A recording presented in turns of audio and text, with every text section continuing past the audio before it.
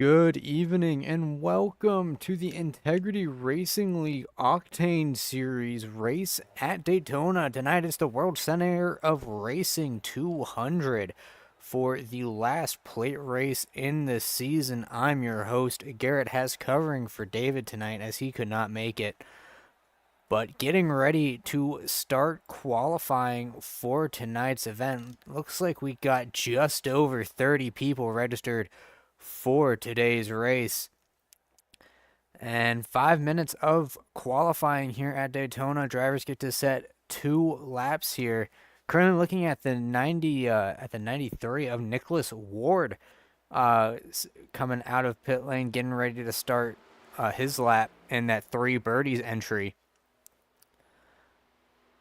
But thank you for tuning in to Fireball Talks NASCAR and watching this substitution broadcast. Like I said, David could not make it tonight. My name is Garrett Hess, and I'm going to be your host for tonight's event.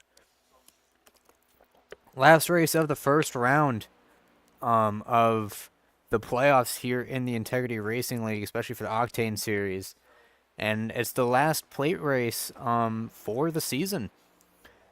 So, cutoff race for round 1. Looking at the playoff standings right now, it is a very tight race for that last cutoff spot, currently held by Sam Nieto. Looks like only about 7 points separate 10th and 14th. So, people to watch out for on the cut line: Sam Nieto, Jared Davis, Jacob Fife, Brad Patton, and Tom Wetmore, maybe even Cody Smith as well, as they are all on the cut line. Cody Smith is about 9 points behind Wetmore, so he has a lot more positions to make up, but it's definitely possible for him to get in, especially with the type of races that Daytona creates. 2.5 mile super speedway track, full throttle the entire way around. Got 80 laps here tonight, half of the real distance Daytona night race that is normally ran in the summer. But you saw the interesting line that the 93 was taking coming to his flying lap. This is a flying lap right now. Running up high and then cutting low to coming towards the line. That's just to gain more speed off the corner, hugging this yellow line as much as possible. And let's see what time he sets for this lap, running a little bit higher up in the corners. You want to be glued to that yellow line, but it's hard to tell in the driver's seat if you're on that yellow line. And you can go below the double yellow only in qualifying, though. So let's see what Nicholas Ward set. I would love to see, but it is not it's not updating the time for me. Oh, sorry, not Nicholas Ward. This is Matt Sisler. I apologize. It's a little bit rusty when it comes to this. So Matt Sisler actually setting a 45.514. I can't possibly be right. That has to be set. That has to be his practice time. He says that his last time was a 56.992, which I'm much more inclined to believe.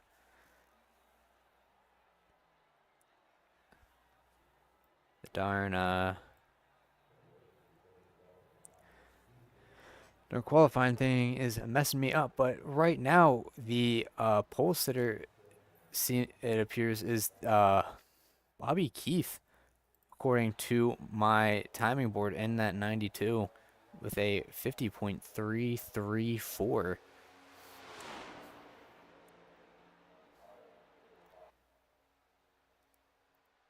It would be great if my timing board would cooperate with me for qualifying.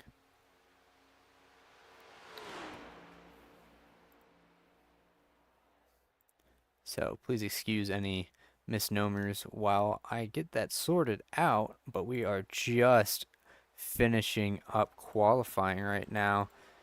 And yes, that is correct. Bobby Keith is at the top of the board with a 50.334. So just had to make sure I was saying the right things.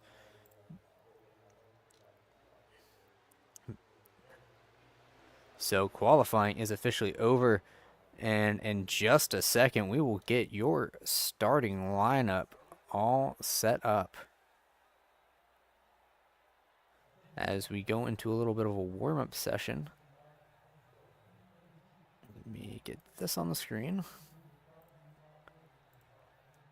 Okay, starting in row 1 on the pole is the number 92 of Bobby Keith, and on his outside is the number 6 of Ethan Lane, your current points leader. So a strong start, or a strong qualifying performance from him for our points leader. Starting in third, in the inside of row number 2 is the 7 of Brad Patton, and on his outside is the 12 of Ross Cato. Inside of row number 3 is the 55 of Brian Yachik. I hope I'm saying that correctly. And on his outside is the 37 of Alex Kim. Inside of row number 4 is the 44 of Blake Cannon. On his outside is the 97 of Nicholas Ward. Inside of row number 5 is the 72 of Michael Krobik. Hope that I'm saying that correctly. And on his outside, rounding out the top 10, is the number 90 of Sean Kalist. First car outside the top 10 is the number 36 of Jacob Fife, one of the people I said to watch out for as he's on the cut line for the next round of the playoffs. On his outside is the number 51 of Tom Wetmore. Inside of row number 7 is the 33 of Eric McFarland. On his outside is the number 26 of Ryan Bean. Inside of row number 8 is the 20 of Zach Schreitenthal. And on his outside in row number 8 is the 2 of Sam Nieto. Inside of row number 9 is the 47 of Don Stevenson. And next to him is the number 45 of Nate Campbell. Inside of row number 10 is going to be the 88 of Aaron Eads. Hope that I said that correctly. On his outside, rounding out the top 20 in the starting order, is 34 of Nolan Potter. Potter, I apologize. First car outside the top 20 is the 14 of Brock Potter, and his outside is the 93 of Matt Sisseler. Inside of row number 12 is the 73 of Kyle Cooper. On his outside is the 04 of Galen Gidman. Inside of row number 13 is the 5 of Casey Shue, followed by the 49 of Woody Mahan. Inside of row number 14 is the 21 of Brant McClendon, followed by the 96 of Josh Gallagher on his outside. Inside of row number 15 is the 4 of Nick Terbuck, and on his outside is the number 61 of John DeBarro. Inside of row number 16 is the 82 of Eli Cars. On his outside is the 19 of Jared Davis. And rounding out your field is the number 54 of Randy Fayesh. And I believe that is 35th position. So we got a lot of cars here tonight at Daytona. Shaping up to be a good race, it seems. Just over a minute left in qualifying. Or not qualifying. I'm so used to saying that. Just a minute left in warm-up. But like I said earlier, it is an 80-lap affair here in the Integrity Racing League. Last race of the first round in the playoffs. So this race is going to mean a lot, even if it is going to be a little bit like a slot machine.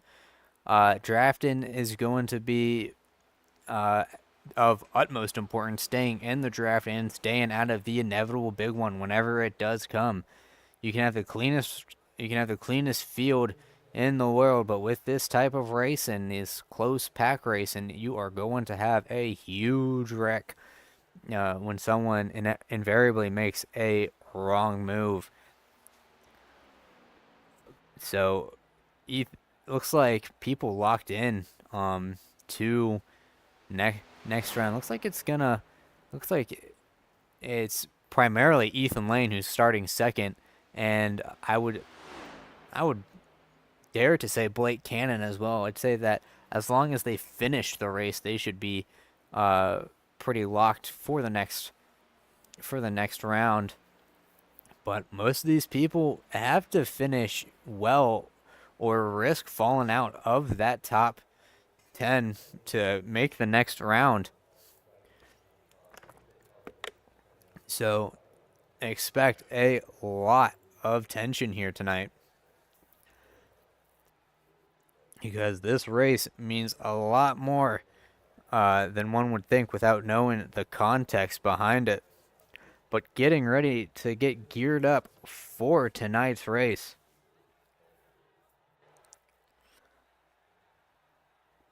Big thank you to David at Fireball Talks NASCAR, the guy who runs the whole show, for allowing me to substitute for him. And big thanks to everyone in the Integrity Racing League for making this race happen.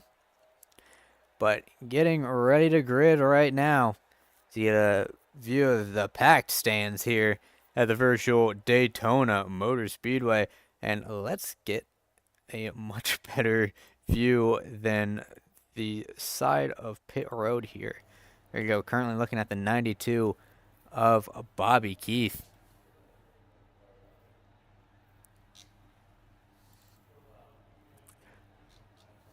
And actually a pretty colorful field, all things considered. And we should have a very good race on our hands.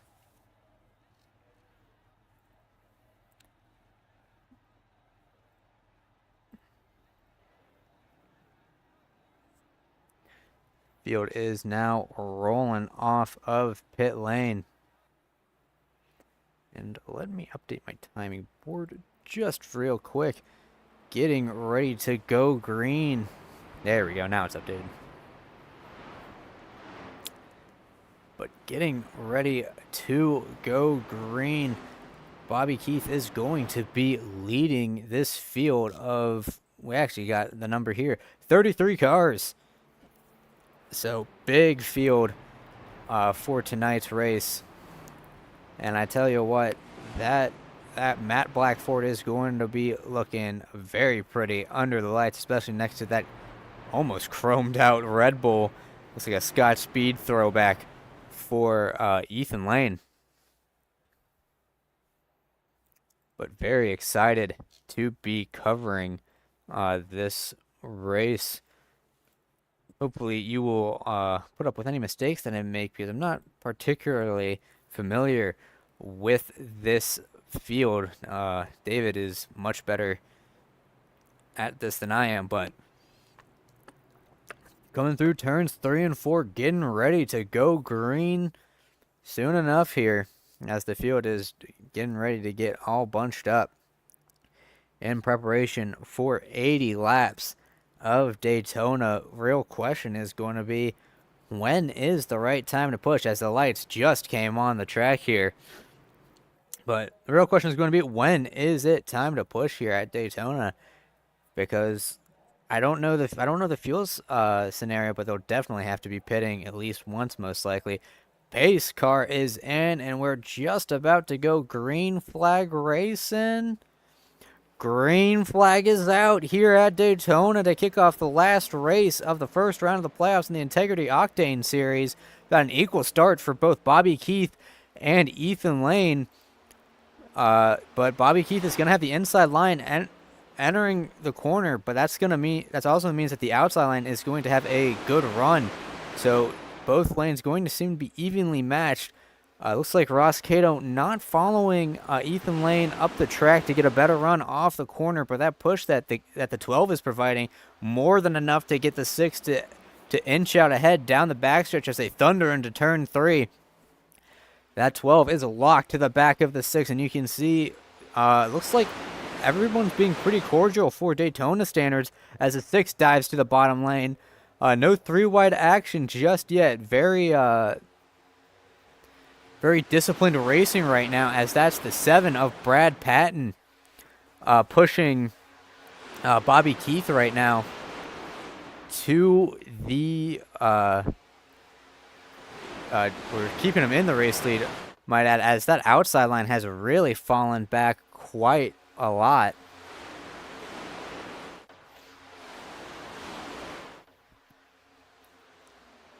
So it's mostly just the inside line right now being led by Bobby Keith and Ethan Lane.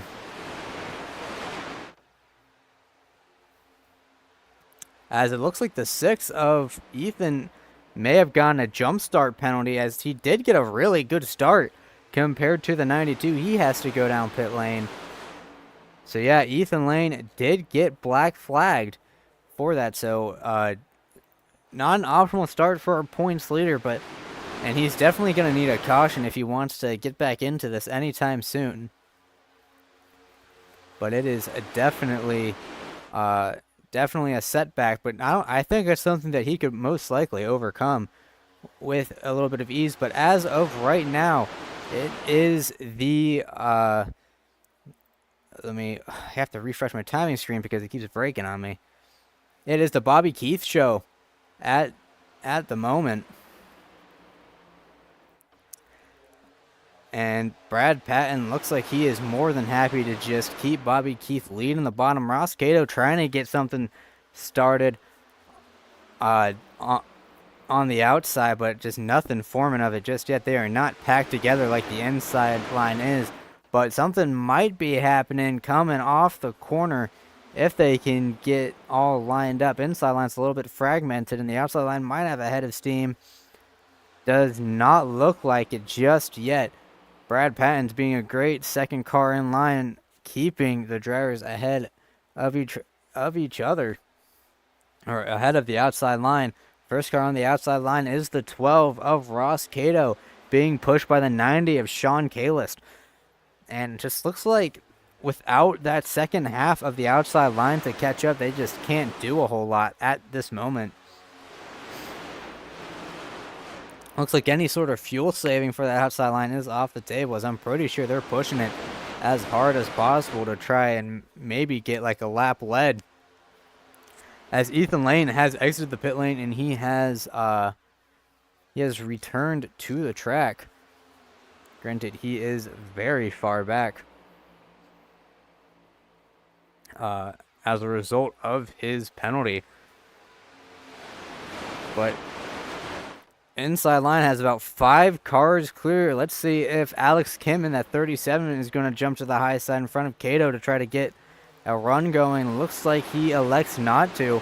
Is anyone in this top 5 going to try their luck and jump to the high side to try and manifest a run? Doesn't look like it right now. So they're just letting Bobby Keith lead the way. Maybe they're hoping that he burns up his fuel faster than everyone else. But all you really have to do is get to about 40 laps. And I don't know the fuel size for these cars. But if Bobby Keith can get to 40 laps, he should be able to pit with everyone else to do a one stop of fuel. And that outside line just not really going anywhere, and no one electing to jump up high, as Nicholas Ward stuck on the bottom. The first car actually in that position. Now that Ross Cato's on his outside, hanging on his quarter panel, it looks like Nicholas Ward can't get to him just yet. And maybe... Oh, I think Ward actually might have checked up a little bit, as Ross Cato got further even with him really quickly, as they start to catch the now lapped car of Ethan Lane. So not a great start to our points leader's run here at Daytona, but considering that he's pretty much locked in as long as he finishes this race, I don't think it's too much of a detriment to him, although I'm pretty sure he would like to win. But Ross Cato jumping to the bottom, taking advantage of the bottom lane, getting a little bit fragmented as they were accepting the 6 of lane into their line. And now Sean Kalis trying to make something happen, and Ross Cato's stead. He's still alongside the 97. Just no one's got anything for the top three at the moment. Their top three, of course, being Bobby Keith, Brad Penn, and Brian Yachik.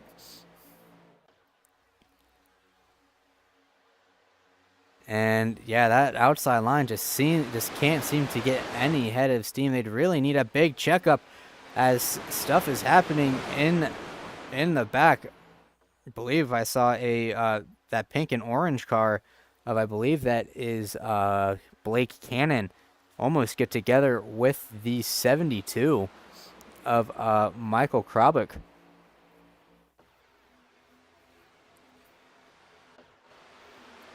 So, luckily, no harm, no foul, as Ross Cato has also jumped back to the high side.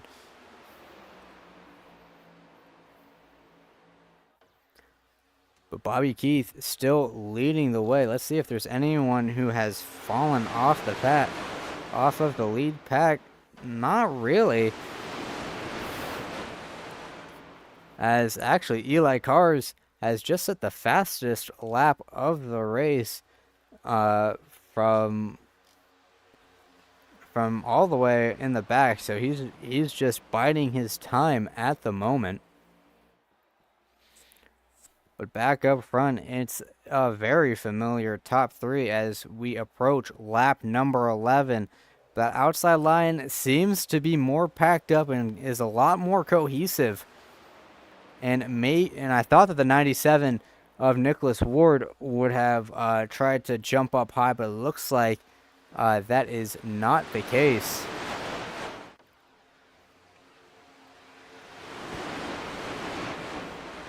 And as I was looking at my timing board, the 55 of Yachik thought about jumping up high as the outside line is now starting to mount a charge. Here comes Yachik to the outside, side drafting the 7 of Patton a little bit. And now Yachik is going to be leading that outside line, getting a big shove from Ross Cato and Sean Kalis. More cars filing up to the high side. Now this outside line might have a little bit of momentum, but the 04 diving to the bottom, not helping that case that much. And that's the 04 of Galen Gidman in the Lightning McQueen car.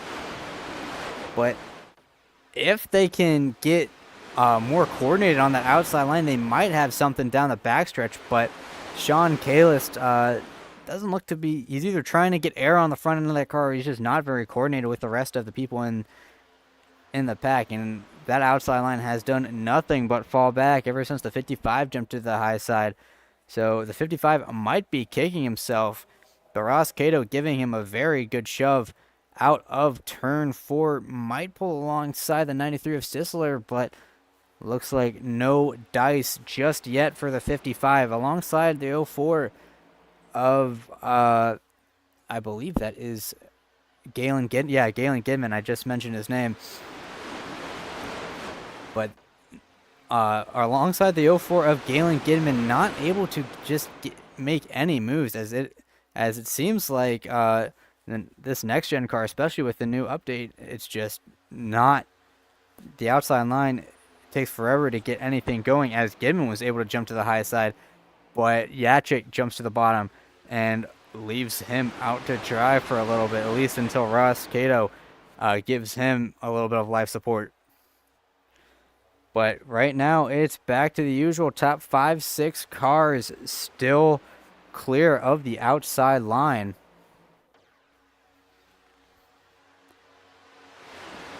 As Bobby Keith has led every single lap thus far, and he is not too interested in relinquishing it anytime soon. Whoops, sorry about that.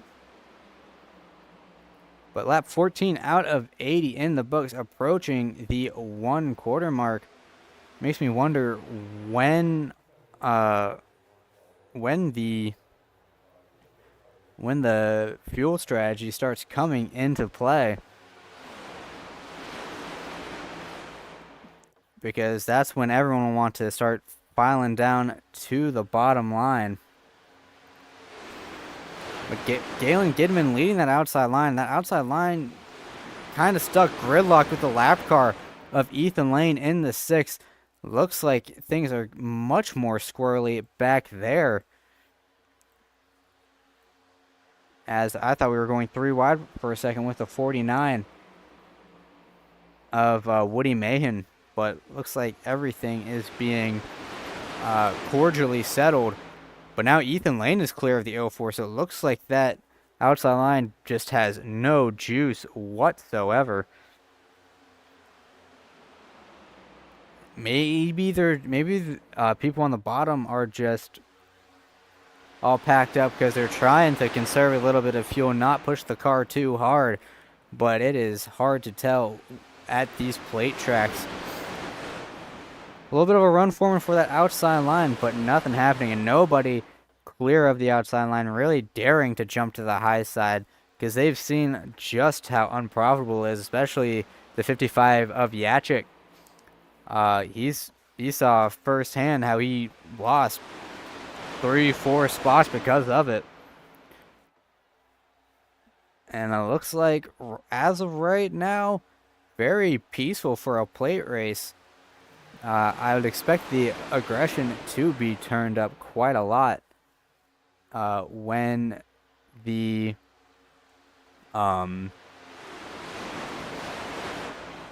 when there is no need for fuel strategy anymore. So in the early goings of this race, looks like people are just satisfied for winding down laps, as there's a car bobbling in the middle of the track. I believe that's the 72 of Michael Krabik in that Team Conti car right behind the Mahan speed entry of Woody Mahan. But I think that outside line starting to find its footing. It's making a charge. It's pulled up alongside the 55 of Yachik, and now it's coming up to the 93 of Sisler. So maybe Ross Cato and in the 04 of Galen Gidman have found some strategy to work that will maybe make this a race for the top spot. But as of right now, it is a very peaceful time being the leader, as the outside line is starting to pull up to the outside of the 93 and making some progress. About dead even with the 93 is Mr. Gidman, and they're going to get that good run off the high side. I think Gidman has to run a little bit lower to side draft the cars behind him a little bit, but that always runs its own risk, especially when you take into account netcode. And also that the 90 of Kalis really isn't pushing Cato all of that much, just running his own race, maybe to the detriment of the outside line.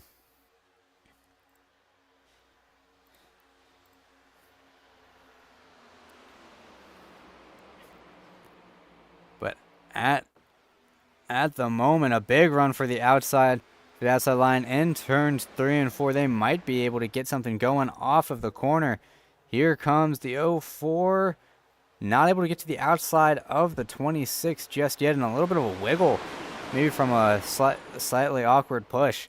That's going to allow Yachik to get to the inside of Gidman as they enter, or as they go through 1 and 2, but I might be mistaken, as that outside line has a lot of steam in the center of the corner, very slowly pulling up more and more pace here, as the 04 now cleared to the bottom. Will he try to fill the hole in between the 97 and 7? Looks like he won't, so Patton's gonna, or Ward's gonna get to the back end of Patton, but they are definitely working a lot better now here on that outside line. The 26 of being able to clear the 04, but it looks like in the center of the corner, that outside line is the strongest. So if they can chain a couple of corners like that, they could get to the front really easily. But it looks like they just lost a lot of momentum from people on the outside diving to the bottom. You see Yachik now in front of the 04, so all of that momentum that they had beforehand is now lost. But now Yachik going to the outside of Sisler, it seems, pushing the heck out of Michael Krobik. To the outside of Sisler goes the 55 and 72 tandem drafting, it looks like, here in the next gen. Something you don't see very often, but they're getting a move on right now around the outside of Bean to the quarter panel of Nicholas Ward. Now the outside line has caught up to him. 44 of Cannon behind the 55, but he slots down to the inside, so no more help for Yachik for a little while until Gidman gets up to him. But Yachik and Krobik working together very well. They're at least alongside the 26, staying there. So it looks like the 55 and 72 know how to work that outside line. And if you can work that outside line to your advantage, shove in the corner from Yachik. That was a little risky, but that's what you need to do sometimes to keep the momentum up. But if you can run the outside line, you can definitely create great passing opportunities here at Daytona as they get to the outside of Bean once again through the tri-oval. But Bobby Keith has still led every single lap thus far. No concern for Patton or Keith at the moment. But a great run down the backstretch. You can see how close Krobik is running to Bean and Ward, trying to side draft them as much as possible to slow him down. But Krobik does not have any help. It looks like Yachik had to back off a little bit to get some air on the car. Now that they're all packed up, will they have a huge burst of speed coming through the tri-oval? Looks like they're starting to build it up as they get alongside Sisler coming across the line into turns 1 and 2 on lap number 24. Yachik is glued to the back end of that 72 car. He's going to have a great run coming off the corner, especially with a little bit of a wiggle from the 92 of Keith. Side by side with the 26 of Bean. Does the 97 jump up high to try and take advantage of the momentum? Yeah, looks like Yachik is backing off, entering the corners to get some air on that car. But the question is, when does Patton take the lead for himself? Looks like he's thinking about it right now, getting a lot of air on that 7 car. Ward could have moved to the inside of Patton, but chose wiser of it. But I'm betting that down the backstretch, this outside line is going to have a great run with the 55 and 72 working together. Coming to the outside of Sisler and Bean. Bean's not clear just yet, and Yachik is much closer entering the corner than he was in previous laps. So, especially with help from Gidman and Cato. Big wiggle from Yachik, but able to keep it straight. And no consequences of that wiggle out of the corner.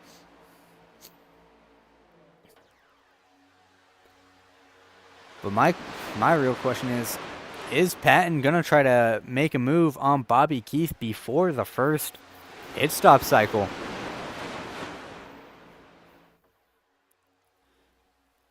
Nothing coming of it just yet.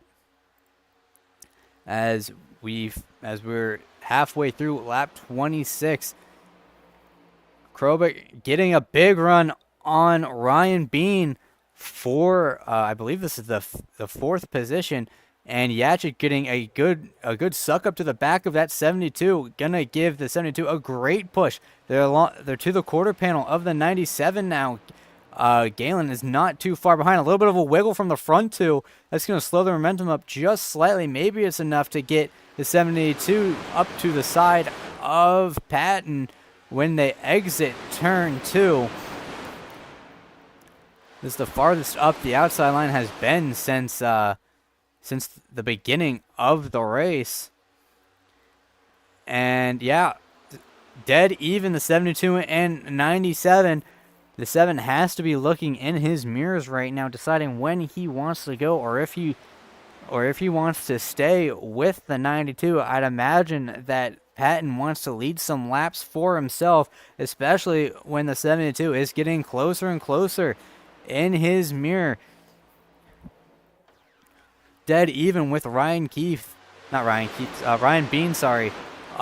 is the 72 of Krobik, and Bean got a little bit disconnected with the bottom three.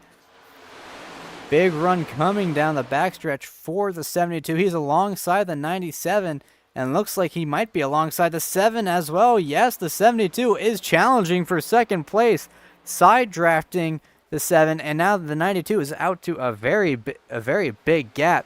That's going to get plugged rather quickly by the 7, but definitely now the outside line now has some major power behind it, as there's a car in the wall in the back. I don't know exactly who that is. Looks like they're trying to make a third lane, or trying to just get out of the way. But luckily, no one got into them when that happened. But the outside line has died down just a little bit. I think it got disconnected when that car hit the wall a little bit. But that does not mean that they lost that much time, as the 72 still right side by side with the 97. And if there was a caution to come out, first car, the only car really lapped down is the 6 of Ethan Lane, assuming he does not get involved in the accident, the theoretical accident, that is. But Krobik and Yachik working together very well, as you see a big wiggle from the 93 of Sisler in that turquoise car, the turquoise number 93. But with this outside line running, when does Patton jump up to the high side? Because he has to be staring at that opportunity to lead the outside line and go to the front. Because he could go to the outside line, use the momentum that it has when they go down the backstretch, and then pull ahead of the 92 and then dive in front for an easy lap lead. But the outside line a little bit discoordinated. They didn't really come off of the corner square, and that's going to hurt them a little bit, as Bean is able to clear the 72. And you'd think that with Bean being run side by side by the 72 so much, he tried the outside and lead them to being even with the 92, but it looks like that is not happening just yet. You can definitely see the 7 peeking his nose out a little bit, testing the waters to see if he can jump up high. Either that, or he's trying to cool down his car a little bit. But a big burst of steam for that outside line, the 72 of Krobik getting a great run out of the corner, as he's pushed by the 55 of Yachik. Oh, big side draft moment from the 26, able to slow down Krobik just a little bit.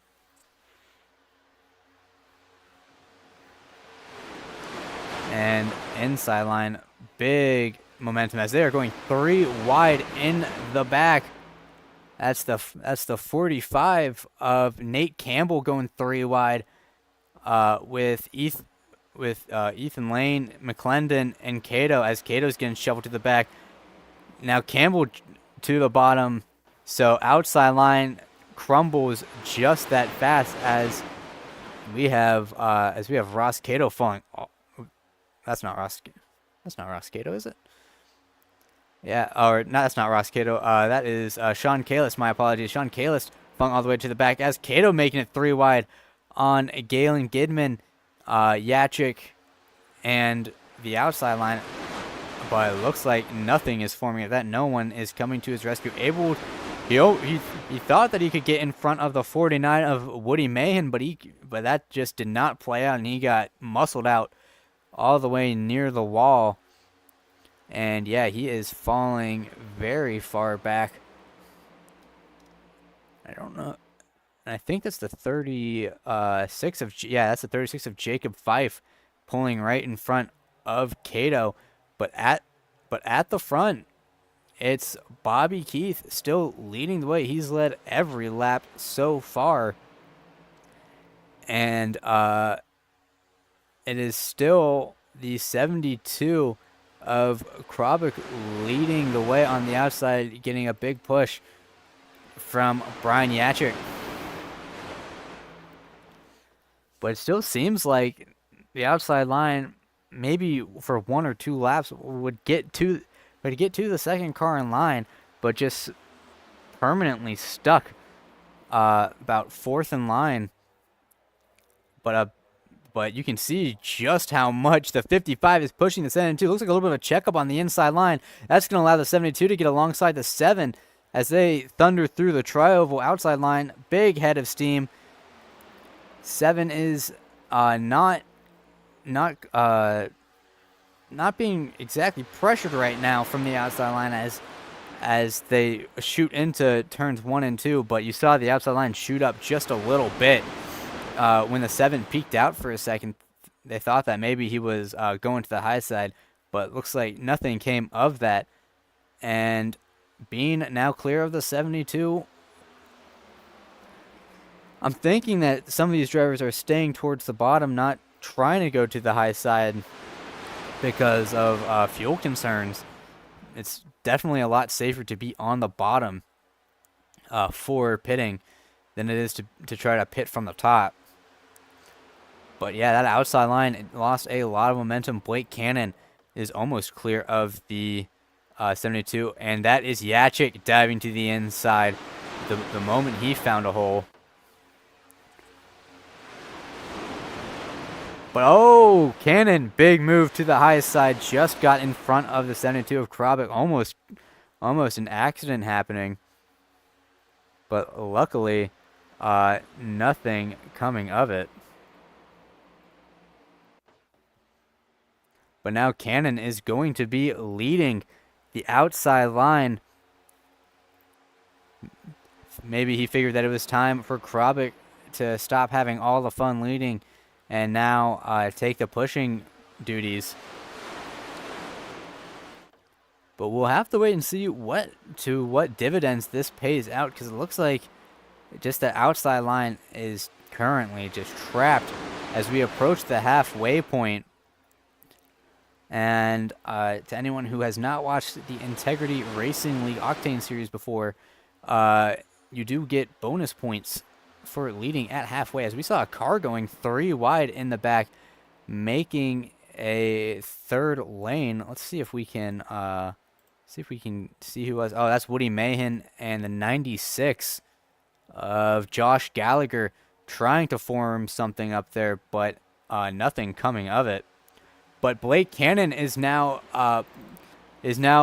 side by side with the 92. The 92 finally has some pressure as they're about dead even entering the corners. Now Patton pushing the 92 with everything he's got. The 92 getting a little bit squirrely through the corners, but a big run coming for the outside line. But an even bigger shove from the 7 of Patton, keeping the 92 ahead of the 44. But Patton isn't clear to move up in front of the 44 to get some fresh air. Patton is moving up and down, trying to give Keith as big of a push as possible. Will he try to jump to the high side? No, he won't. But the outside line not able to get a run to get to the outside of the 7. A little bit separated between the 44 and 72. But still hanging about even with the 97 of Nicholas Ward. Looks like people want those bonus points at the halfway point, and you can't really blame them for that, especially for some of these playoff drivers. But Ward not able to get clear of the 44 and try to take advantage of that huge run that it has. Does Patton try to jump to the high side for some extra points? Beautiful shot coming out of turn 4. Looks like Patton isn't going to try anything just yet. That outside line not able to get a run worthy of Patton jumping up. But now Patton moves up high, maybe to get some air on his nose. That gives just enough of a run to the 44 to garner them some extra momentum. But the 44 really needs the 72. They gave him a real big shot. And instead of the 44 pinching the inside cars as much as possible for maximum side draft, But you could see, oh, here comes the 7 of Patton and Ward going to the outside, saying a goodbye to Bobby Keith. He wants to lead the halfway lap. 3 wide for the lead. Keith dives to pit lane. And you can see that's Campbell in the 45 going from the outside to the middle. And your leader halfway through is going to be the 7 of Brad Patton. Great move from the 7 to get those extra bonus points for leading at halfway, as we just crossed halfway. The 47 of I don't know who that 40 of Don Stevenson, I apologize, hung out to dry. But now Blake Cannon almost got clear of the 7 down the backstretch, and still ahead entering the corner. He should be clear on corner exit coming into the tri-oval. And looks like he will be clear. Here comes Patton into pit lane. So Patton and Keith not synchronized when it comes to pitting. So definite pit cycling or pit cycle strategies. I apologize. The outside line kind of dies now once again, as that's the 35 of, or that's the 35 of or 36. I apologize, of Jacob Fife. Leading the outside line, but I think everyone's getting geared up for pitting, as most people are diving to the inside line. Yep, here comes Cannon and the majority of the field, and it looks like Fife is going to be staying out with Stevenson, as it looks like everyone got onto pit lane relatively safely. I don't see any marshals telling me that there was an accident on pit lane. So it is currently Jacob Fife getting the lap led, and now Don Stevenson pushing him in second place. Surely these drivers are going to be coming in next time by. You don't want to be spending too much time with fewer cars than you have to. Stevenson out to the outside. Looks like he's just willing to drop to the back of this pack.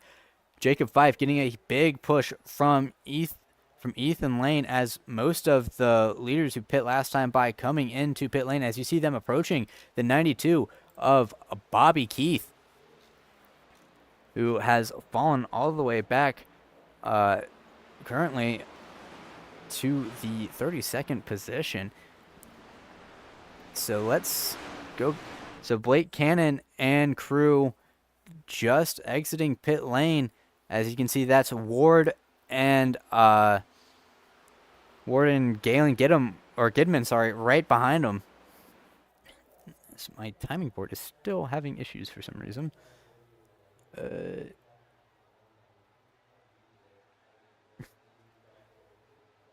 So currently the leader at this current moment is the 2 of Sam Nieto, who seems to be stretching it as long as possible.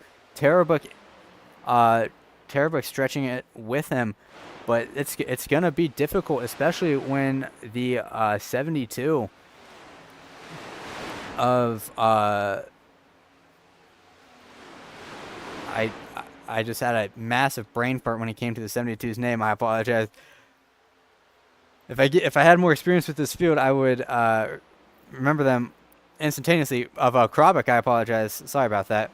As we look at Brad Patton getting back up to speed, getting a helpful shove from the 14.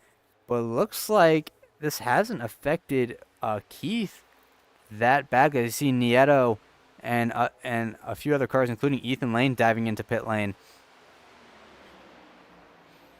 So we will have to see where this cycles them back out.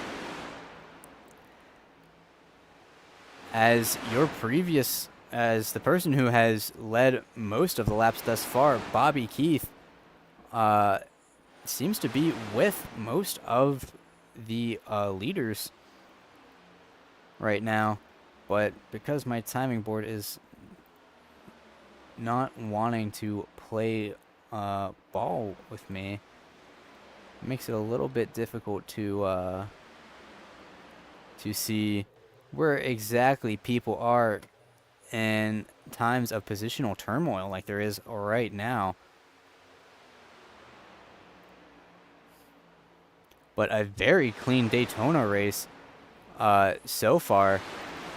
But currently, it seems like, when they come out, it's going to be Tom Wetmore. Tom Wetmore leading Blake Cannon, Nicholas Ward, Galen Gidman, Kyle Cooper, and Jacob Fife, past Sam Nieto and Nick Tarbuck and Ethan Lane. But Nieto, Lane, and Tarbuck should be able to catch up to these drivers very quickly. As you see, Nate Campbell, um, a few seconds behind. It looks like 2 seconds behind. And then there's the leaders right behind, or your previous leaders, in Blake Cannon right behind him. But at this current moment, your leader is the 51 of Tom Wetmore. As I just realized that the intervals weren't up, but with, I believe, 34 laps to go. Yes, that is correct. 34 laps to go. It is Tom Wetmore leading. You can see now Ethan Lane, Sam Nieto, and the 4 of, let me see, of Nick Tarbuck,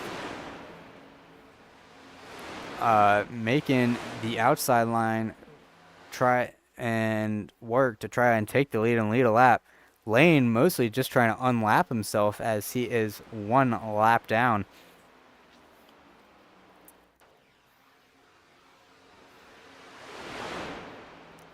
Very, very cordial plate racing. Normally, there would have been a very big wreck by now for most leagues, but it seems like this group of drivers is very good at keeping it clean, at least for the first half to 2/3 of this race. But don't count out those drivers behind them, like Nate Campbell and Nolan Potter, as I believe that they're falling back just a smidge to the lead pack. That can change at the drop of a hat.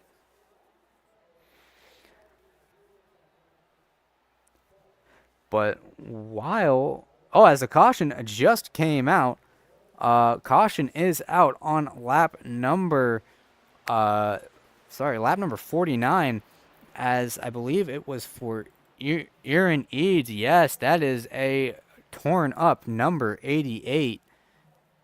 We will have to be going to replay really quick to see exactly what happened to bring out our first caution on lap number 49 out of 80.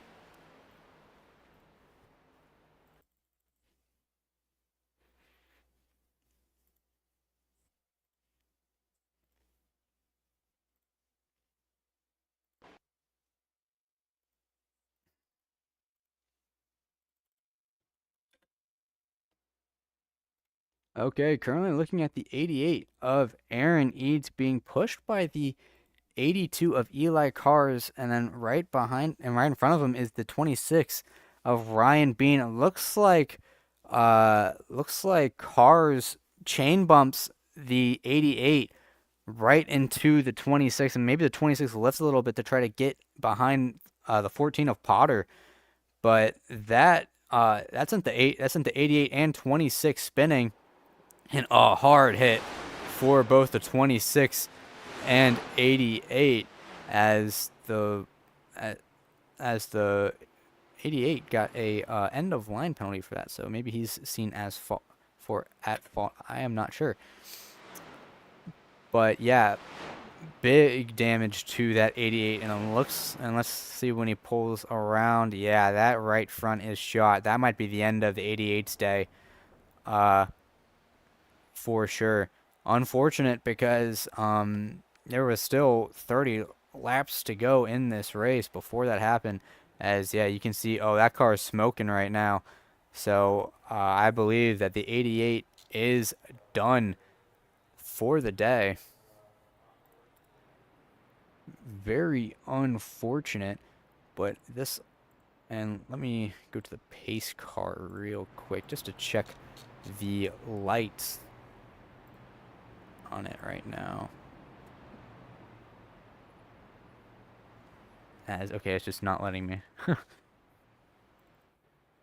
Okay, and I will be right back in just 1 second. While we're under caution, we are currently looking at the number 73 of Kyle Cooper. So please stand by for just 1 second.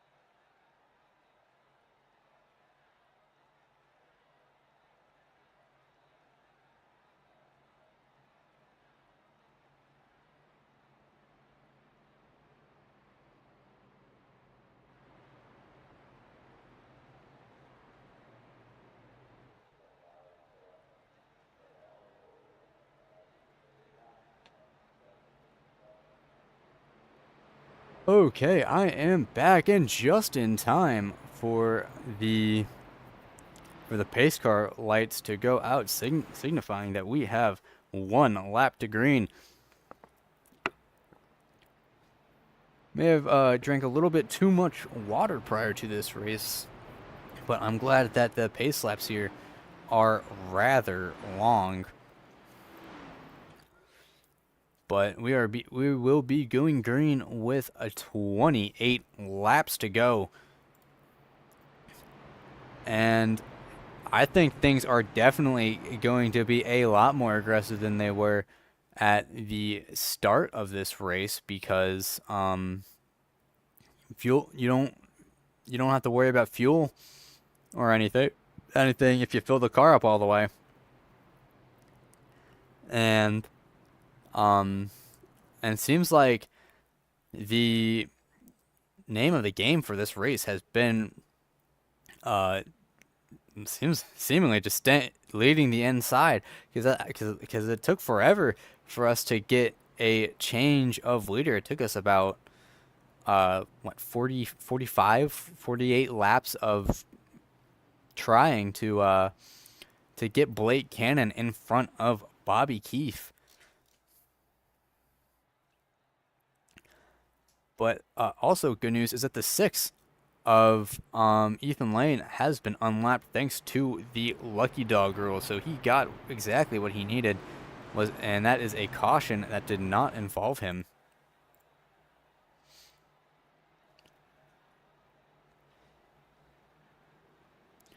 But pace car is about to go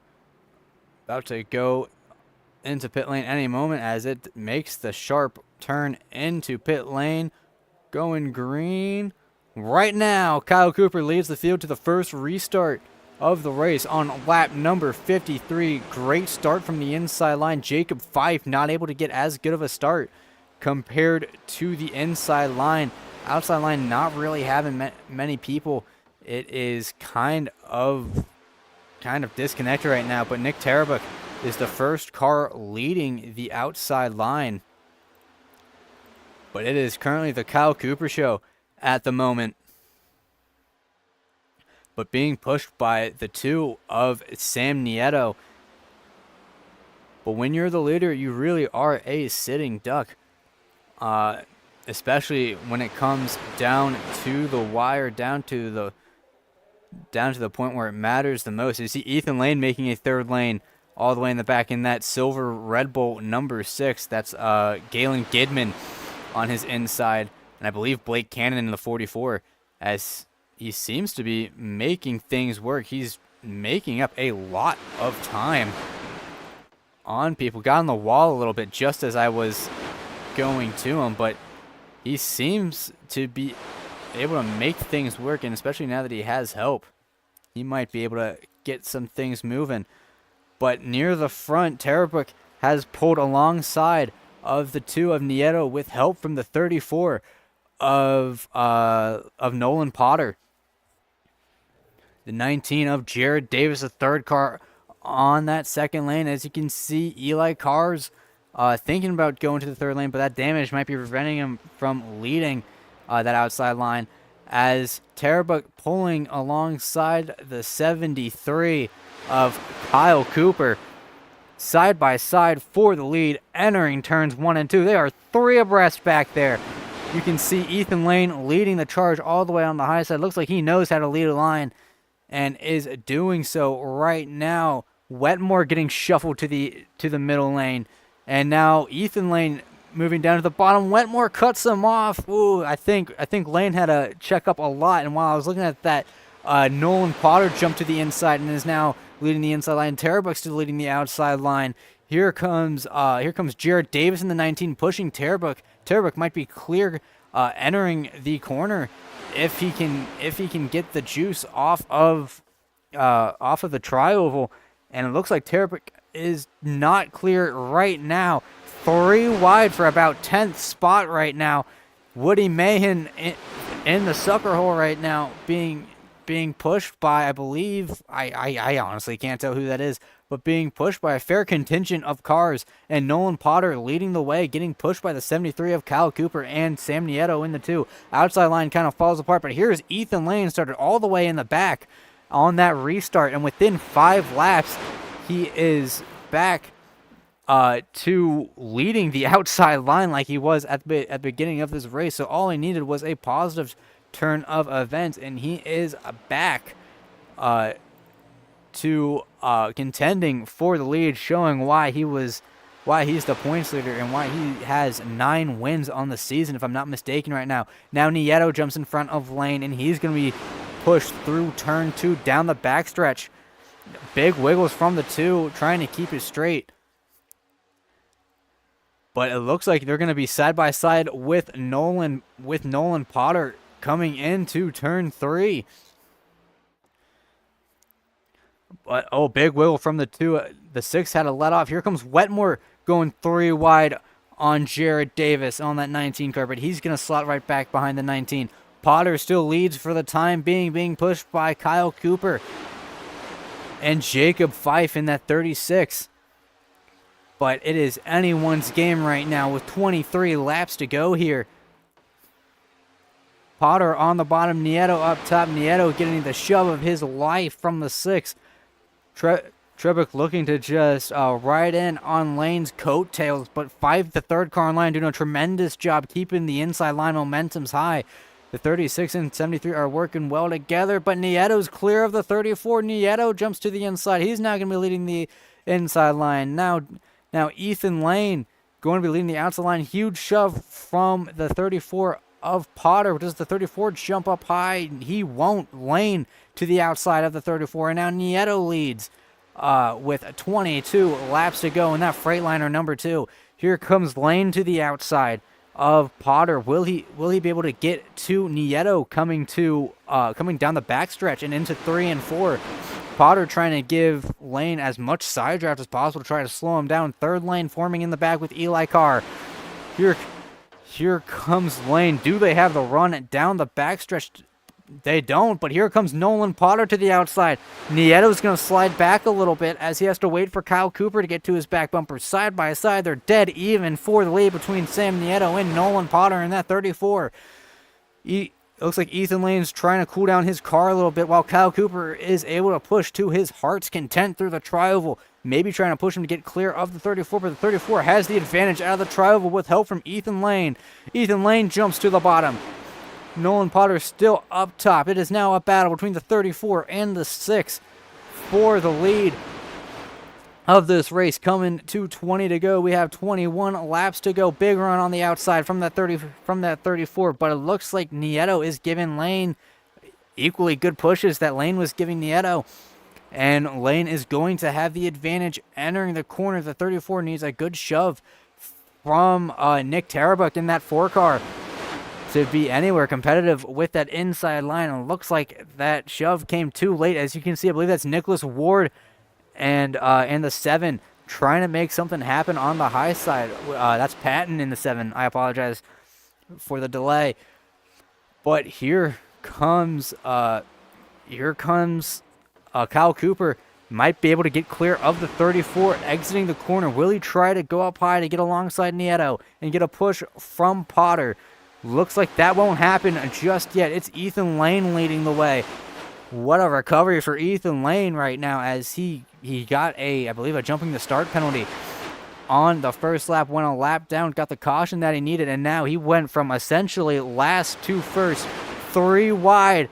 As you can see, Woody Mann making it 3 wide, and Galen Gidman all the way on the outside. Jared Davis gets squeezed up top. Oh, they're all wiggling about. Oh, the 49's around. 82's in the wall. Big wreck in the back. Caution is out, and I'm having a Fox Sports moment. But you can see the 82 of cars. Heavy damage to that front end. Woody Mann was the car that got turned around in that 49. Heavy front end damage, and that will most likely put him out of contention for the lead. I mentioned the big one at the beginning of the broadcast, and there it was. Mann trying to get all the spots that he lost, but while we are under caution, why don't we go to standby real quick to see what the heck brought that on?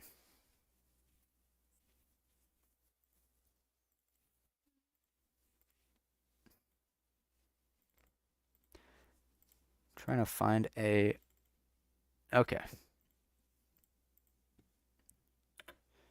So coming off of standby, we're looking at the 49 of Woody Mahan. Looks like he drifts up the track into Ross Cato. That sends him down the track. Nicholas Ward makes it 4 wide. Scrapes the wall a little bit. The 20 gets into Cato. That turns him around. The 20 of Schreithenthal. And that sends the 49 hard into the wall. Then Schreithenthal comes back down the track. Collects the 82 of cars. Cato comes down. Doors the 26. Nicholas Ward looks like he got a little bit of damage. And then Ward into the 12 of Cato. And I believe that Cannon just barely missed this. But you can see Ross Cato still sliding all the way to the apron and able to save it. But that is a very, very tough break for some of these drivers like Cato and Woody Mann. As I think the 20 of Schreitenthal just didn't realize how close he was to other cars and caused that to happen. But let me go back to real time. As you can see that the 49 is in pit lane. Ethan Lane leading the way right now.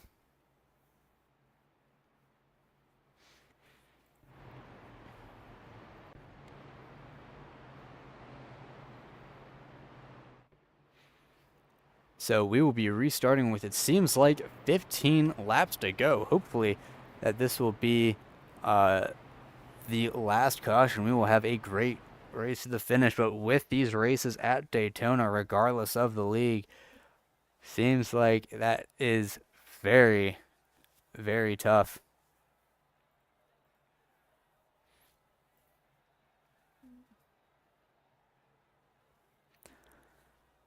So let me see if I can fix my timing boards just a little bit.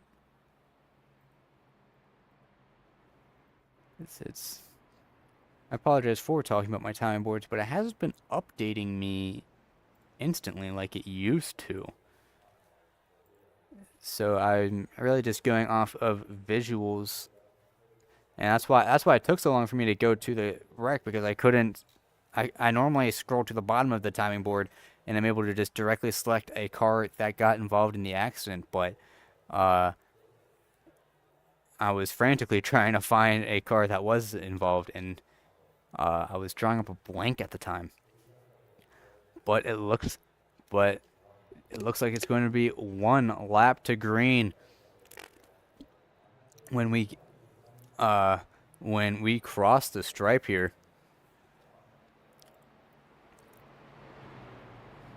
So Ethan Lane electing to choose the outside line, surprisingly enough. And it's going to be up to Sam Nieto to get a good restart. If he can get a good restart about equal with Lane, he might be able to force Lane to stay up high. But we saw how well Ethan Lane utilizes that outside line, going from last to first very quickly. So don't count Ethan Lane out for being for choosing the outside line, because that could very much be what wins him the race if he does. But this is Daytona. Daytona bears its fangs at any time, and anyone can get involved in this, and we could have a crazy winner if the cards fall in said person's favor. But that will be up to fate 15 laps from now. Coming down the backstretch into turns 3 and 4. Getting ready for our second restart of the night.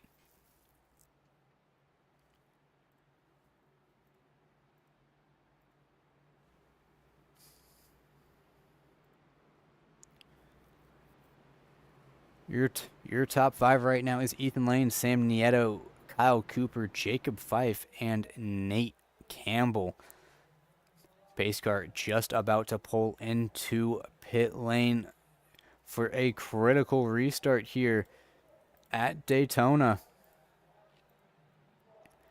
Ethan Lane leading the field on the outside line. Green flag is out. Ethan Lane's able to get clear of Nieto. Instantly jumps to the bottom. That's going to leave Jacob Fife with no help behind him for a little bit. And so I believe that's Brant McClendon can catch up to him. So now the inside going to have a big head of steam as the outside line tries to form something up. Fife jumps to the bottom. That's going to be even worse for the outside line, as they only have 2 cars working together compared to the inside lines about 10 right now. So Ethan Lane controlling the restart very well, able to maintain first spot despite starting on the outside line. Now Brant McClendon making some headway as he's leading the outside line. You can see Krobik going 3 wide, shuffling Sean Kalis to the back, and now that 21 has a huge head of steam, being pushed by Nolan Potter. Side by side with the 73. Nieto's giving Ethan Lane a heck of a push to try and keep him as far ahead of the outside line as possible. But how long can that withstand before that car starts running hot? Here comes the 21 of McClendon. He's side by side with Nieto. Coming into turns 3 and 4, the inside line has a little bit of an advantage just because it's the shorter way around. But on exit, it's definitely the outside line that can get stuff going. But it looks like Potter gets shuffled out to the high side. And Wetmore is now the pushing car on the middle lane. That kills the outside line's momentum just a little bit. And it is 3 cars clear right now. As Kyle Cooper is the last car clear. Actually, Campbell is able to jump up high if he wants to.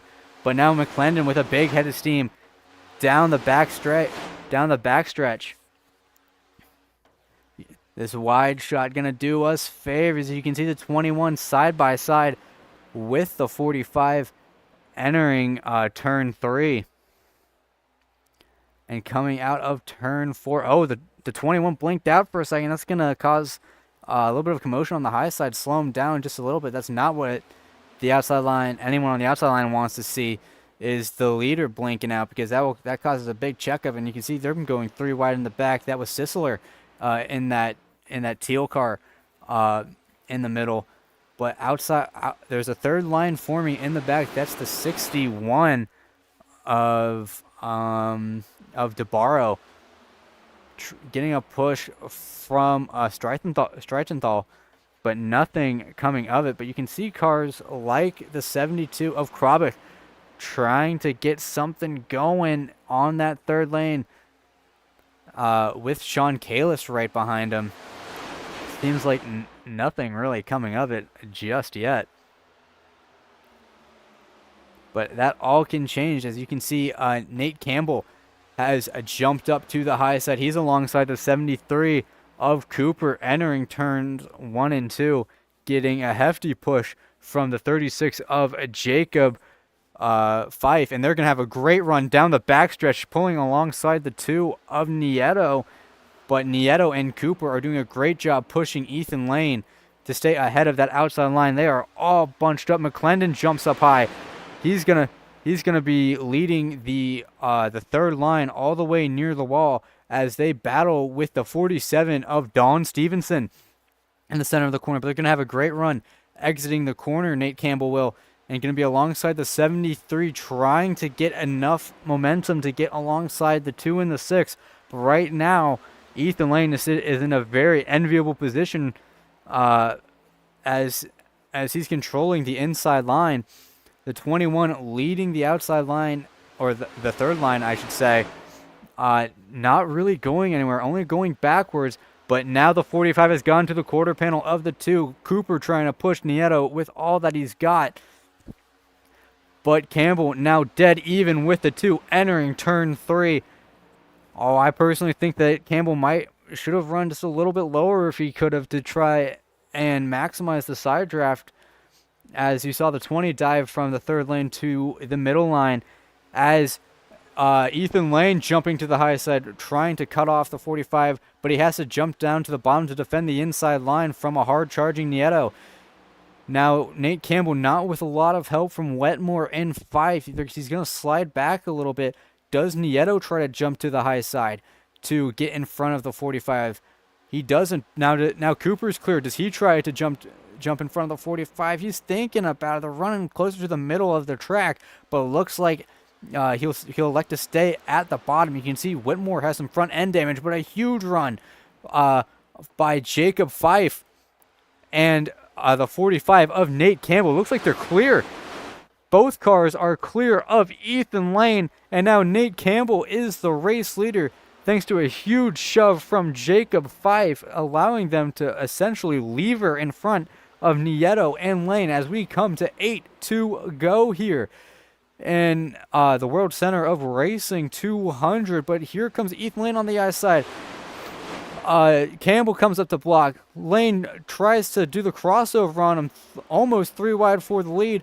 Fife not able to take advantage. Oh, Galen gets into the 36 of Fife. Here comes Blake Cannon out of nowhere, all the way to the second car on the outside line. It is still Nate Campbell leading, but now Tom Wetmore has a shot on taking glory for himself as we go to 7 to go. Here comes Galen Gidman on the third lane, looking for help from the 37 of Alex Kim.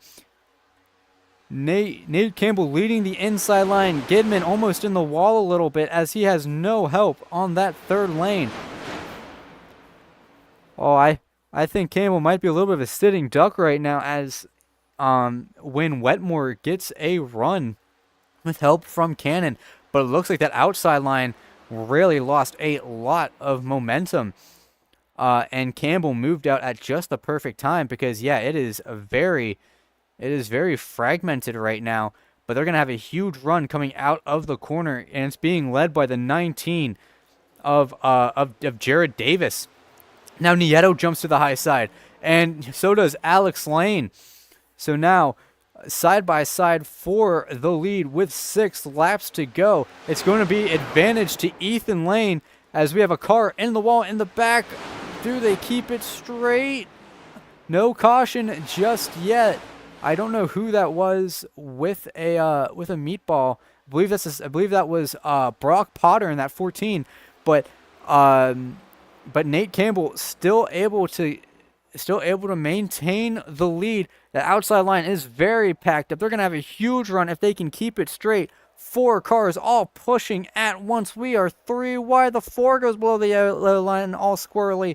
But it is Jacob 5 pushing the heck out of Nate Campbell. And now here comes Ethan Lane on the outside with 5 laps to go here at Daytona. Ethan Lane able to clear to the bottom in front of Campbell. Ethan Lane assumes the race lead, and now it's up to Sam Nieto to try and mount a charge on the outside line, but he's not connected with the 51 of Whitmore just yet. Now, Campbell jumps up to the high side. He's going to be leading the outside line in front of Nieto. He might be able to clear lane going into turns 3 and 4. He chooses to stay with Nieto. Chooses not to try and drop in front of Lane, but Campbell gets turned in front of Lane, back into the field. Huge wreck for the entire field. It's the massive one here at Daytona. Multiple cars taken out of it, multiple very competitive cars taken out of it. As you can see, Ethan Lane's car is destroyed. You can see the 72 of Krobik. You can see Fife, Campbell. That is Brian Yachik. And that's gotta be both heartbreaking and infuriating, especially for someone like Jacob Fife, who is on the bottom end, essentially from the outside looking in on this, and he got a lot of damage from that. Getting reports that Blake Cannon, Zach Schreitenthal got meatball flags, which are essentially repair damage flags. So the track officials say that your car is not in a fit condition to be racing on track. But let's get a replay of what happened, because, man, that was crazy.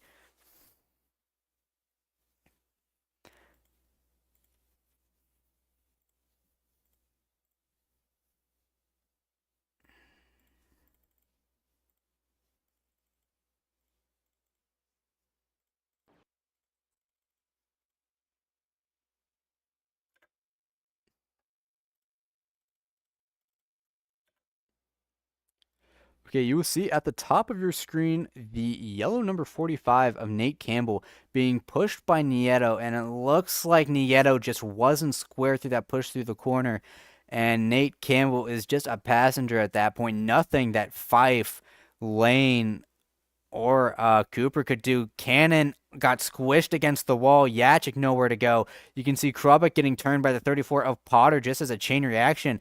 Yachik flying down the track. More damage for Potter. You can see Don Stevenson involved. The 20 of Strathenthal, I believe, hit the inside wall.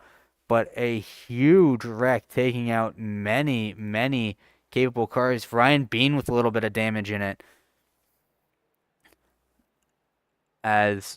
Wow, that was a huge shakeup to this field. Many cars coming down pit lane. As you can see, Ryan Bean in pit lane. But Sam Nieto leading the field. This might be a source of controversy after this race, but luckily I am just filling in, so I won't have to experience that much of it.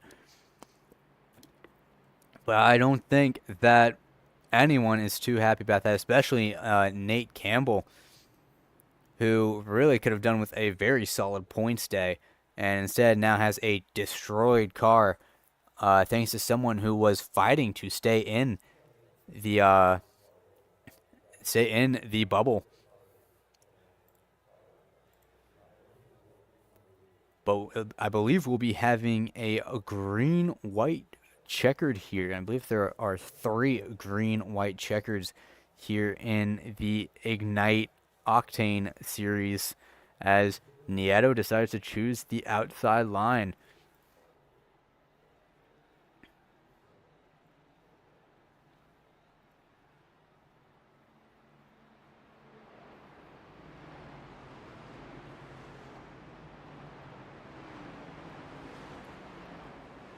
So we can go through our top 10 at the moment.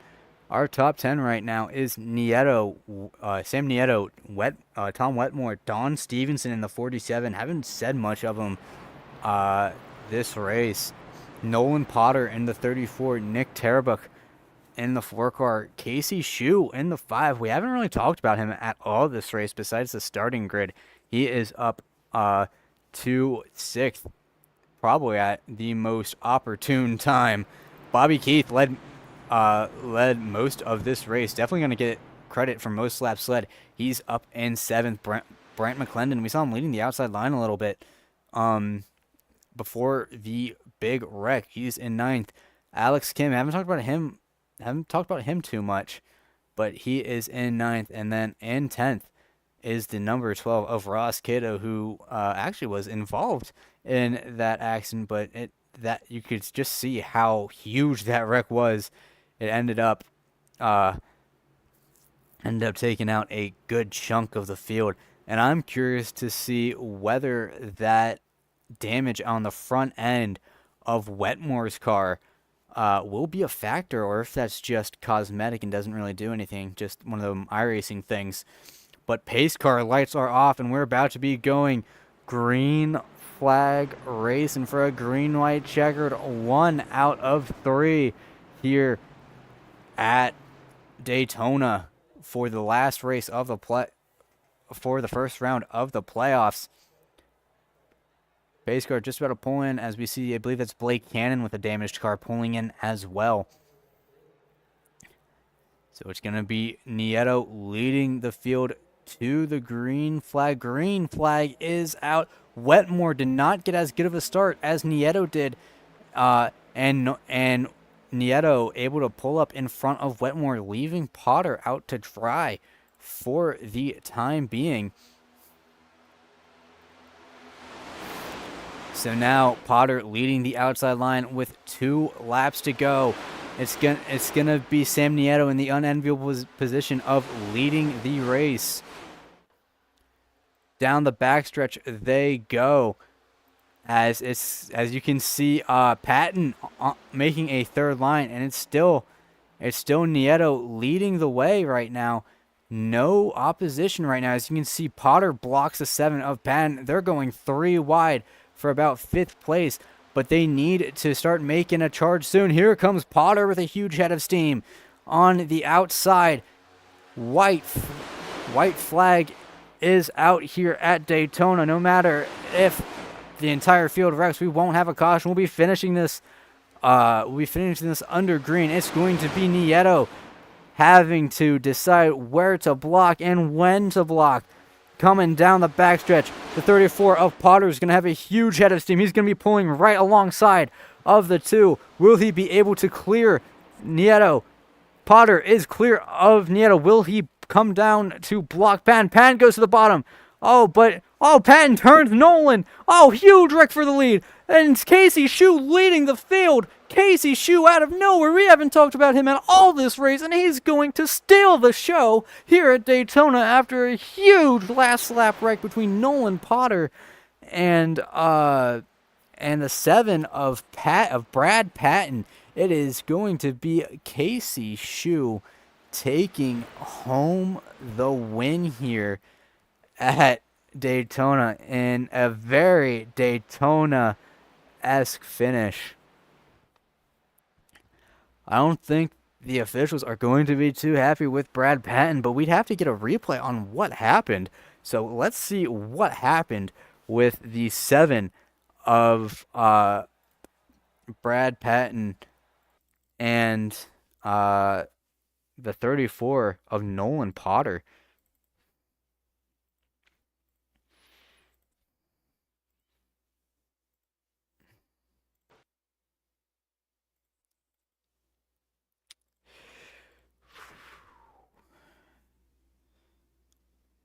Blimp.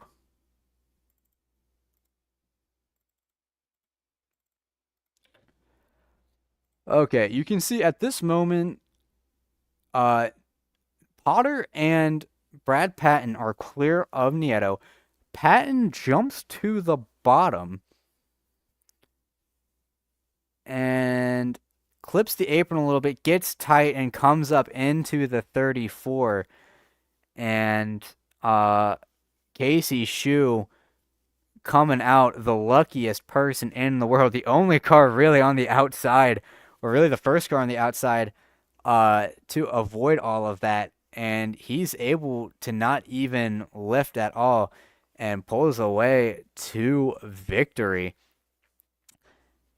So, why don't we get our final results up here on the board? So, oh, that's a wrong page. Okay, coming home in first is the 5 of Casey Shue, then followed by Brad Patton in a strong performance from the 47 of Don Stevenson. In fourth is the number 4 of Nick Tarabuck, and in fifth is Sam Nieto in the 2. You can lead coming to the last lap, but that does not mean you'll be leading coming to the checkered flag here at Daytona. Tom Wetmore in sixth, followed by Nicholas Ward. Strong recovery after getting damaged in that huge wreck that brought out the green-white checkered. Jared Davis in ninth. Matt Sisler coming from the back all the way up to ninth. And Galen Gidman was strong showing early on in the race. Has to settle for 10th place. Ethan Lane, after getting turned, or not really getting turned, after getting involved in that green-white checkered accident, comes home in 11th. Then followed by the 26 of Ryan Bean. Sean Kalist rounds out a rather quiet night for him in 13th in that number 90 car. Ross Cato comes home in 14th in that number 12 car. 33 of Eric McFarland, haven't mentioned him at all race, comes home 15th. Bobby Keith led most of this race, comes home 16th. Kyle Cooper in the 73 comes home 17th. Then Brian Yachik had a lot of speed throughout this entire race, comes home in 18th. Alex Kim in the 37, 19th, and John DeBarro in the 61 in 20th. First driver outside the top 20 is the 54 of Randy Fiash, then followed by the 36 of Jacob Fife. Had a lot of speed, but alongside him and Campbell, just does not pan out always at Daytona.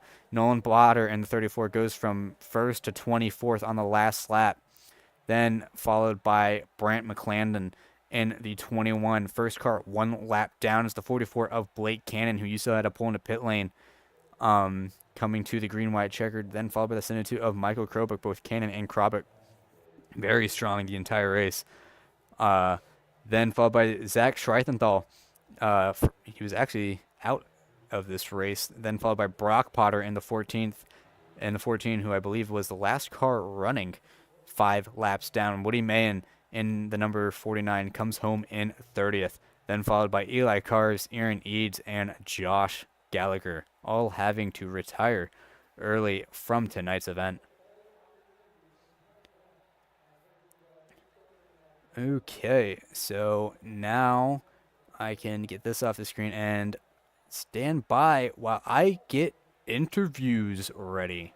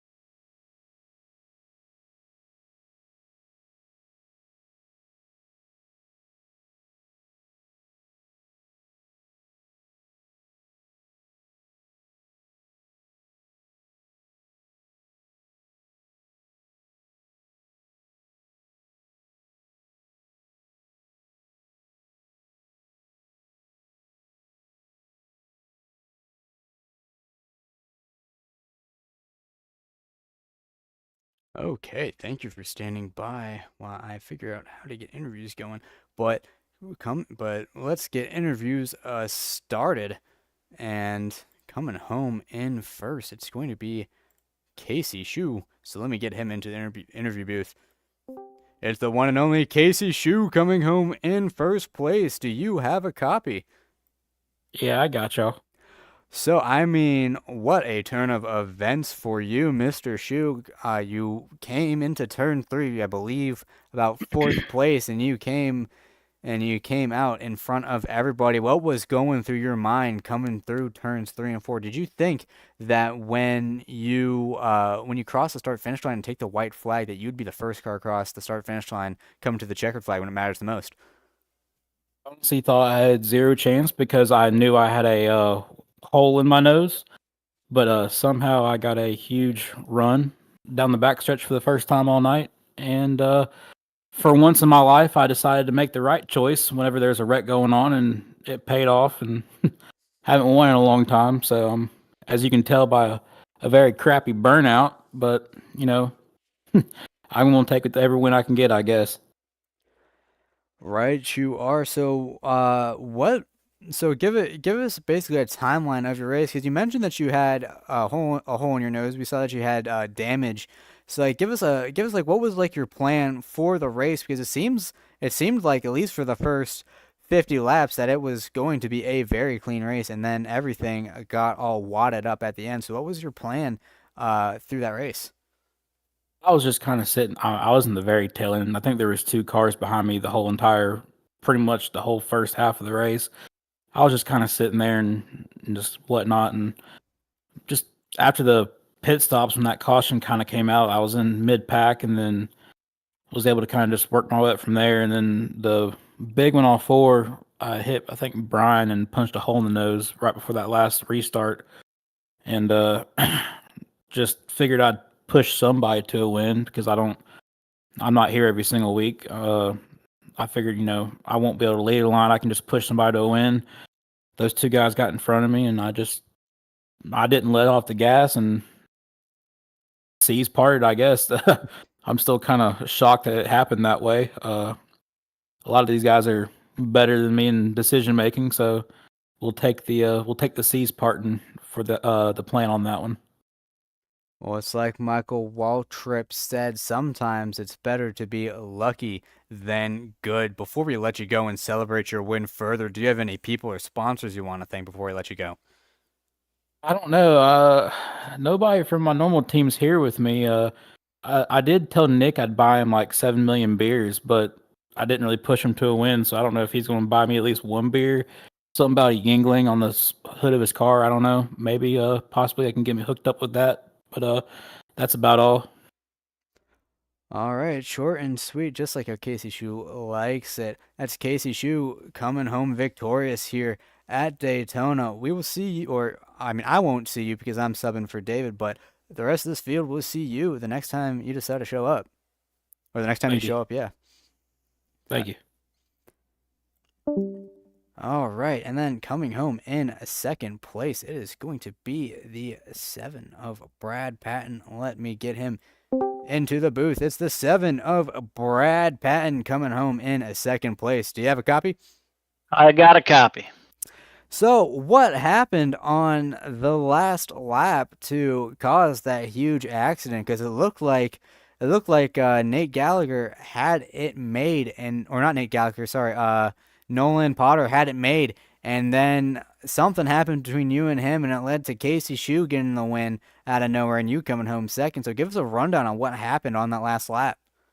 Well, on the restart there, I started 16th, and I knew how the checkups were going to be, so I knew if I went three wide, went up on the high side, got a run, eventually somebody was going to come up, and I was already okay with pushing them as long as I went to the front because I was trying to maximize points to get into the second stage of the playoffs. So I was up there. I had somebody following me. I don't know who it was. Got up there, and Nolan came up in front of me, and I was okay with it. I was pushing them, and Casey came up behind me. Or when we came down, Casey was behind me, and we started pushing him even more. And I was trying to push him out to, maybe go on the outside of him or something. And I got such a good shove from Casey that it already started sending me down. So I was like, all right, well, I'm just going to keep going down. And I went down, hit the yellow line, and it shot me back up. And I feel so bad because I wanted a side-by-side finish for the win. And it would have been fun to race Nolan there at the end, side-by-side. But so I'm sorry to him, but it was about maximizing points. And I just found out that made it into the second stage of the playoffs. So I'm happy for my team. It's hard being an independent in the league, but I had some help today with Nick Ward, and hey, getting a stage win too helped out. So thank you, Nick, for capitalizing on our 1-2 points there. Yeah, I feel bad for the finish there, but it was a good win for Casey. I mean, he made the right move at the end and missed it.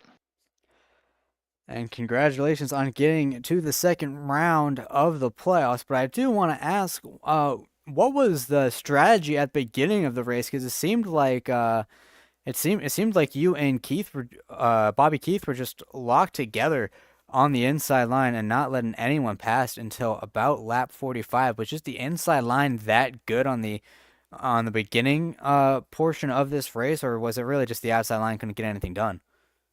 Well, it seemed like the outside couldn't get anything done, but what we were doing, it was Bobby was leading. We were pushing him out. We didn't know if he could make it, 40 to the stage. So we were like, we'll keep him in the front, let him burn all the air for us, and we'll save some fuel. Luckily, I was able to save an extra lap and a half, I think it was, just trying to control the pace of the first stage there, and yeah, it was just whenever somebody got a run on the outside, I just decided, I told Nick, I said, all right, pushing. And I push them out. They'd go backwards, and we'd just fall back and save the temps in the car until more people got runs. Fair enough. Seems to be an almost winning strategy, but a very good strategy if you want points, considering that you led at halfway and you came home in second. So before we let you go and celebrate you making the second round of the playoffs, do you have any people or sponsors you want to thank for making this possible? Yeah, thank you for doing the broadcast. I'll thank Integrity for running this amazing league. I mean, been a member for 11 years here, and it's been nothing but fun. Made some really good friendships. Got to thank Wanagoons. It's our organization. OG Gear, Callaway, FPS Heaven, McConey Setup Shop, and just everybody for watching. Hopefully we put on a show. I know the first part of it was kind of boring, but I'm sure the ending was good. That's Brad Patton in the number 7 coming home in second place. A very strong run to cement his place in the second round of the Integrity Racing League Octane Series playoffs.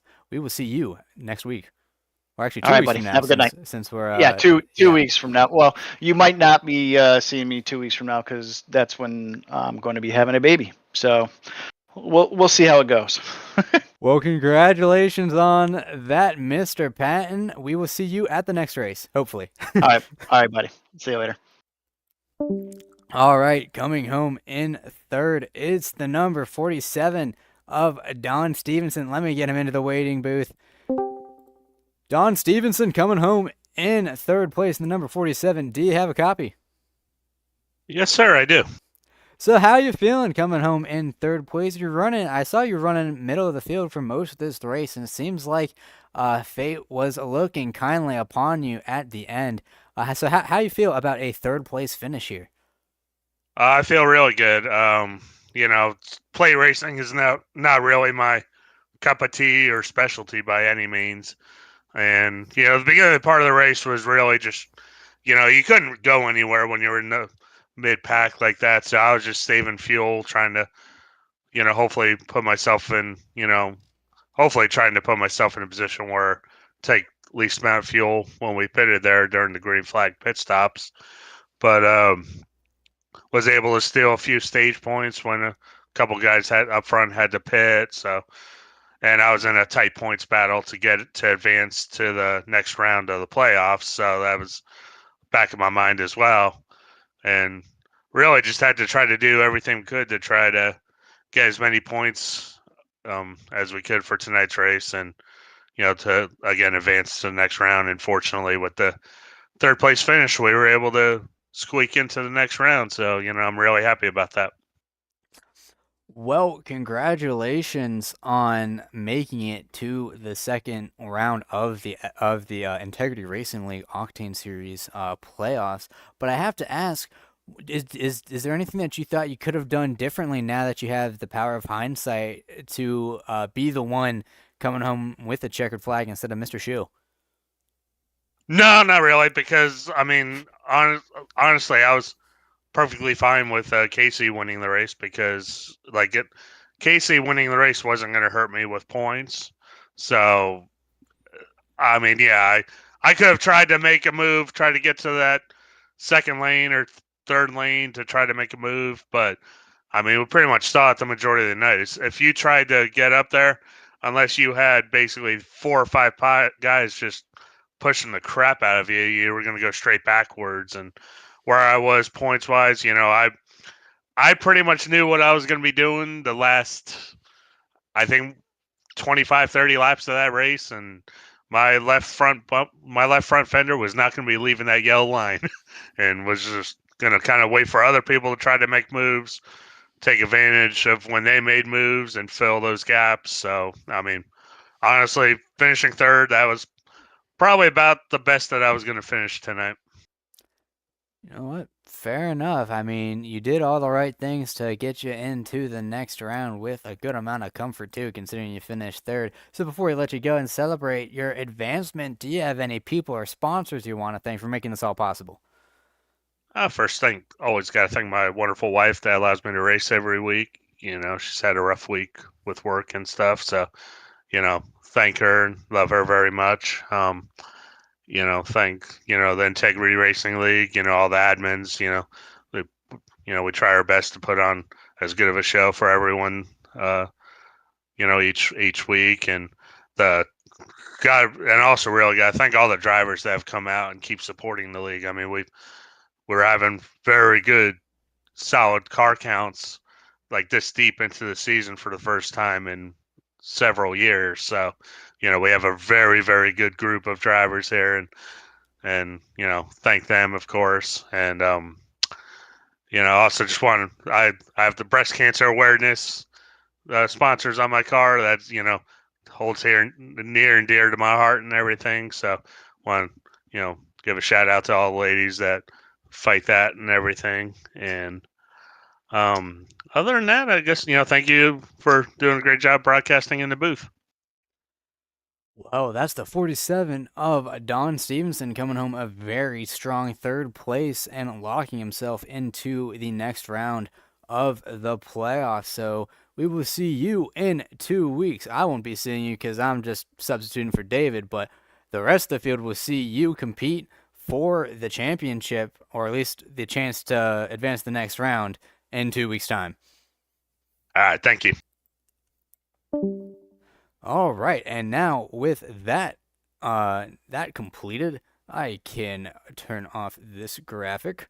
I can set the camera to static, if I could find it. There we go. And that will conclude tonight's broadcast of the Integrity Racing League Octane Series. What a great race we had. My name is Garrett Hess, filling in for David, who could not come tonight. I hope you enjoyed the broadcast, and I hope you put up with my slight technical issues with my timing board. But as always, big thank you to SKS Graphics for their ticker help. SKS Graphics and Andrew Schulte, greatest people in the game when it comes to tickers. So if you need any ticker help or tickers, contact SKS Graphics. Big thanks to everyone at Fireball Talks NASCAR for allowing this broadcast to happen, and thank you for watching. That being said, my name is Garrett Hess.